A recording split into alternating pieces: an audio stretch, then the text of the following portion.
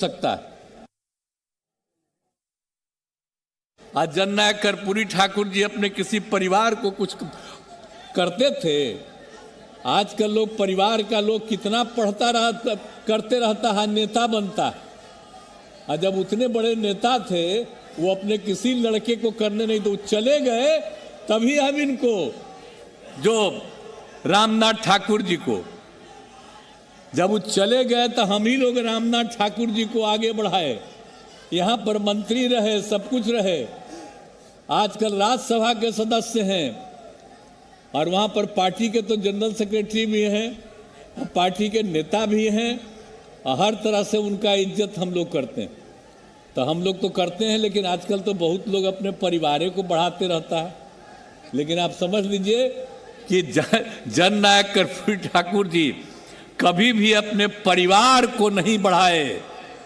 आज जननायक कर्पूरी ठाकुर जी तो नीतीश कुमार जिन्होंने तारीफ की है कर्पूरी ठाकुर को भारत रत्न दिए जाने की, लेकिन उनके बयान में कुछ ऐसे संकेत भी दिख रहे हैं कि सब कुछ ठीक नहीं है बिहार के महागठबंधन में। इन सबके बीच नीतीश कुमार का संकेत, गठबंधन में सीट बंटवारे से नाराजगी दिख रही है। INDIA में संयोजक का पद उन्होंने ठुकरा दिया। 15 मिनट जनवरी को लालू यादव के घर से 7 मिनट में ही लौटे। कर्पूरी ठाकुर को भारत रत्न देने पर PM मोदी का आभार जताया है और पहले ट्वीट में PM का नाम नहीं था तो डिलीट किया और उसके बाद दूसरा ट्वीट करके PM का नाम लिखकर धन्यवाद दिया। और अभी अभी हमने आपको जो बयान सुनाया इसमें उन्होंने परिवारवाद को लेकर के भी हमला बोला है और कहीं ना कहीं ये इशारों में ऐसा दिख रहा है कि RJD प्रमुख लालू यादव पर निशाना तो नहीं साध रहे नीतीश कुमार, क्योंकि नीतीश कुमार की बातों में पिछले कुछ दिनों से नाराजगी उनके बॉडी लैंग्वेज में भी दिख रही थी। और ऐसे में यह भी माना जा रहा है कि नीतीश कुमार बीजेपी के साथ एक बार फिर से भी जा सकते हैं। और जिस तरह से आज उन्होंने परिवारवाद को लेकर के हमला बोला है, सीधे सीधे ऐसा लग रहा है कि लालू यादव पर उन्होंने निशाना साधा है। परिवारवाद को लेकर उन्होंने कहा कि लोग अपने परिवार को आगे बढ़ाते हैं। तो क्या नीतीश कुमार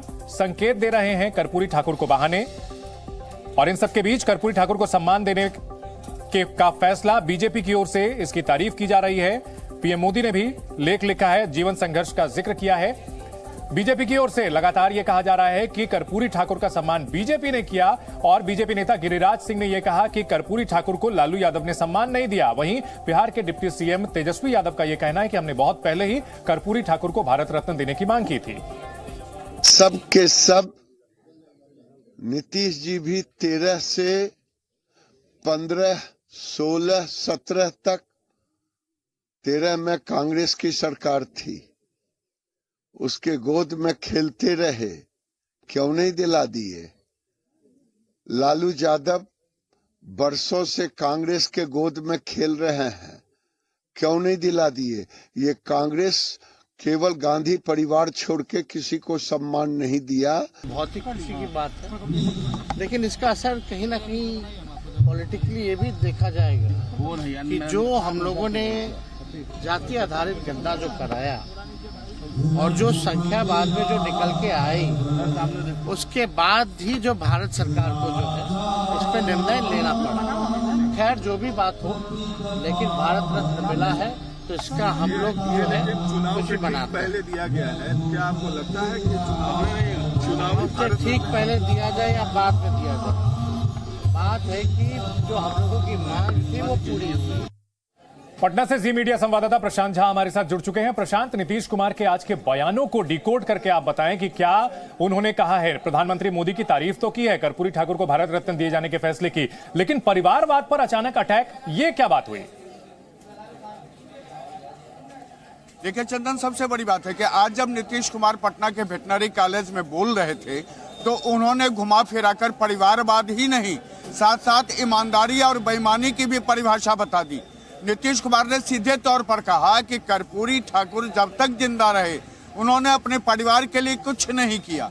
और वो खुद के बारे में भी नीतीश कुमार ने कहा कि उन्होंने भी अपने परिवार के बारे में कुछ नहीं किया, लेकिन कुछ लोग ऐसे हैं जो परिवार के लिए करते हैं। तो सीधा निशाना लालू यादव की तरफ था ये, क्योंकि लालू यादव महागठबंधन की सरकार में नीतीश कुमार के साथ तो हैं, लेकिन अपने बेटे को CM बनाने के लिए जिस तरह से वो दबाव बना रहे हैं नीतीश कुमार पर, जिसकी लगातार यहाँ पर सियासत में चर्चा होती रही है, तो इस पर ही नीतीश कुमार ने आज निशाना साधा है। और चंदन, ये बात समझ लेनी होगी कि नीतीश कुमार का जो आज बॉडी लैंग्वेज था और जो भाषण का उनका प्रारूप था वो पूरी तरह से साफ कर रहा था कि नीतीश कुमार ना सिर्फ नरेंद्र मोदी को धन्यवाद दे रहे हैं बल्कि अति पिछड़ा के नेता होने के कारण और बिहार में जो अति पिछड़ा वोट पर जिस तरह से नरेंद्र मोदी ने कर्पूरी ठाकुर को सम्मान देकर सर्जिकल स्ट्राइक किया है उस पर भी वो बता रहे थे कि उनका निशाना कहाँ है।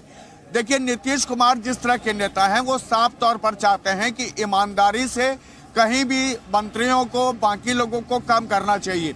नीतीश कुमार ने शुरू से अपनी सरकार में लगातार बेईमानियों के खिलाफ लगातार हमले किए हैं, उन पर कार्रवाई की है, लेकिन जिस तरह से आज उन्होंने खुले तौर पर मंच से ये बातें कह दी है इसका साफ तौर पर यही कहना होगा कि नीतीश का निशाना जो है लालू यादव के ऊपर था। ठीक है प्रशांत, अगर बात की जाए नीतीश कुमार की तो अक्सर वो गठबंधन में रहते हुए जो दूसरा खेमा होता है उसके लिए भी जो है फीलर्स यानी कि संकेत देने के लिए जाने जाते हैं। एनडीए में रहते थे तो कभी वो कांग्रेस की तारीफ कर देते थे, ऐसे में यहां कुछ कॉन्क्रीट है या सिर्फ जो है दबाव की राजनीति है, और अगर है ऐसा तो आरजेडी और बीजेपी की तरफ से किस तरह के संकेत हैं? देखिए एक बात तो माननी पड़ेगी चंदन के जिस तरह से अमित शाह लगातार बिहार में जो 2 दौरे के बीच में उन्होंने नीतीश कुमार को तेल पानी का संबंध लालू के साथ जताया था और अपने दरवाजे बंद होने की बात कही थी, लेकिन जब उन्होंने दिल्ली में एक पत्रकार से बात करते हुए सीधे तौर पर कह दिया कि अगर कोई इस तरह का उनके पास ऑफर आता है तो वो उस पर विचार करेंगे, तो साफ हो गया कि एनडीए में भी नीतीश कुमार की वापसी हो सकती है अगर नीतीश कुमार चाहते हैं तब। और ऐसे में ये बिहार के सियासत में लगातार ये चर्चाएं चल रही हैं और जिस तरह से नीतीश कुमार के अभी हाल के दिनों के जो भी एक्टिविटीज रहे हैं, ठीक है, तो आईएनडीए गठबंधन के लिए 2 बड़े झटके आ चुके हैं पश्चिम बंगाल से और पंजाब से, और नीतीश कुमार की ओर से जो संकेत मिल रहे हैं वो भी कुछ खास अच्छे उत्साहजनक नहीं कहे जा सकते। बहुत शुक्रिया प्रशांत इस पूरी जानकारी के लिए। एक